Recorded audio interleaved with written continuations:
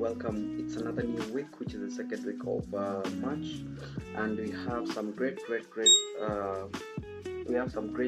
market opportunities presenting itself. That is uh, within the currency market and also the crypto space. As you look forward for the new week, as you look forward first on the DXY, what you can see if there's a potential of market at least going higher, that is to tap on these market caps, because it has really gone into extension when the market had a bearish move from last week. Yeah, so this is an extended move, and right now the market is tired a bit, is exhausted. It needs to complete the gaps. So mostly we are looking on DXY to close in these gaps, all right, where at least it will cover up some of the spaces, because we are going now into a declining stage, and right now the market is exhausted, all right. Yeah, so as you focus on DXY, that's the moment that you can see that the market is closing like this, and I hope you can hear me very well. All right, so you can hear me clearly. So we have these concepts, we have this market, the way it's showing.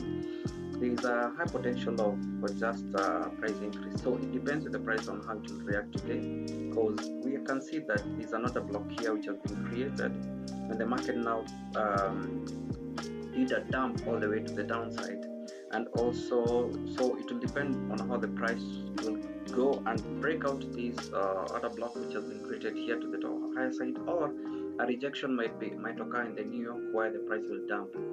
So that's about the DXY. Now looking on UJ, looking forward for either the price going bullish or bearish, depending on how price reaction will be in the market. So we had an open and created a low, which was very well during the London low, the Asian low. Yeah, so that's good for the market recap. So that's all about what you can see about today. Yeah, so as you can see, very well. I believe my voice is quite clear. I was just setting up this face anyway. So anyway, sorry, I think there's a hang. Okay, now it's back, and it's okay. So we have on that, we're looking forward for market going to pump higher to this premium array, PDA array, or the opposing liquidity, or just dump low, going all the way to the bottom. So it depends on how price will react. Looking at GJ, GJ just all about what will happen.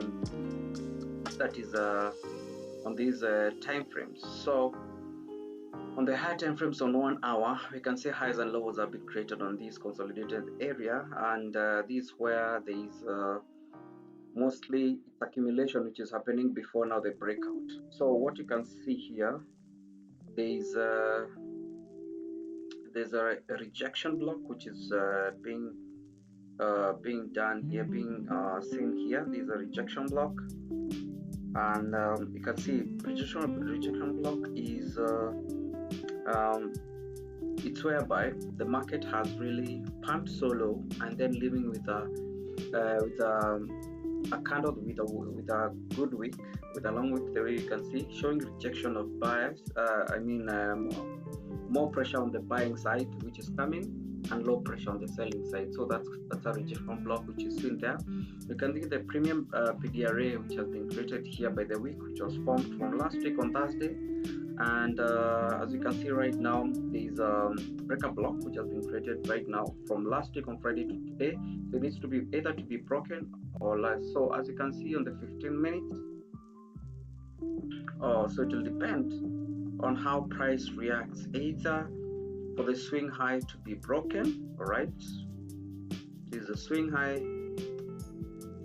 to be broken, or you can have the swing low which will be broken as a TP level. So it depends on how price will react during London. All right, this is Asian low, this is a swing low. All right, so as you can see, as we're looking forward here, It's all about the price to move out of this consolidated area, the ranging zone. It's a ranging block, and drop here so that we can work out on. I think it didn't do well, so let me try to put it well.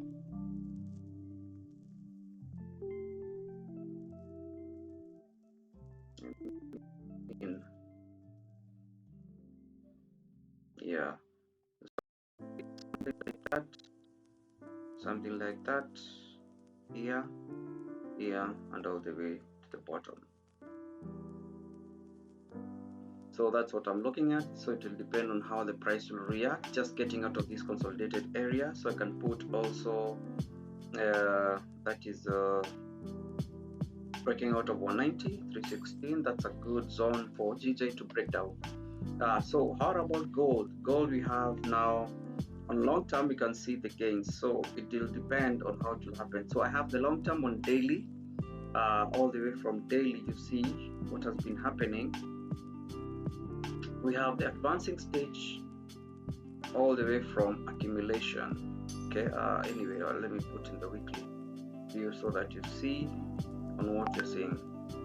Yeah, so from last year, that is September, all the way from August, all the way breakout of February this year, you can see the market broke out of this accumulation phase, going all the way to advancing phase, and right now the market is exhausted. Either we have a breakout to the low or push up. So it will depend on how the price reacts.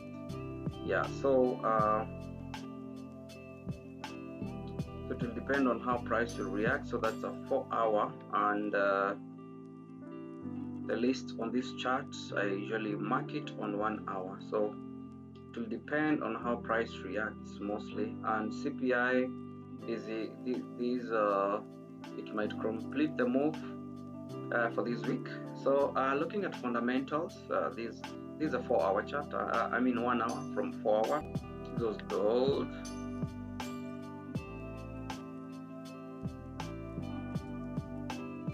Yeah, so looking at fundamentals this week. Yeah, so we have on Monday today, we have 330 core retail sales. Tuesday, yes. We have these are job openings coming all the way from the labor market. Okay, the labor market. It will show us how the jobs have been performing in the US, and it's a good push up or help us at least for the price to break out from any consolidated area, from any pairs that are correlated with the USD. All right, so we have on Wednesday CPI, which is the big move, and always in our charts, whatever that you do, whatever that the movements that you take on long term, we are not affected mostly by news. It usually not affected much. I'm saying that it supports our movement because we follow. What I share is I follow where the liquidity is going. All right.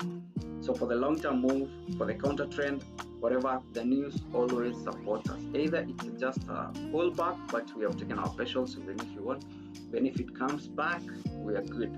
So we have CPI, which is coming all the way from, as you can see, from labor market itself, and it's all about the price of goods and how much it is coming out all the way to the US. That's export and import and other things. So we have this BOC rate, but I'm more on the USD. We have the Bank of Canada press conference, which is on 5:30 on Wednesday. So maybe they'll reduce the rates, or they have a decline or an increase. And also they'll talk mostly on the push on the digital space, the digital assets. All right. Yeah. So I'm looking forward for that. On Thursday, what we're looking for is core PPI. Yeah, copy pay. Also, it is from I believe it's labor market still. Yeah, it's all about the price of goods sold, etc. So let's see about the employment change. Otherwise, Friday we close now with consumer sentiment. It's not high, but it will push the market in the right direction. All right, so that's all a recap for this week, as we see. And as we focus now on what's ahead, let's see what happens, and also on the crypto space. Our zones are being created very well. Looking forward for this move to happen, and so much. So that's it, and thank you for that because it's a market recap for this week. Have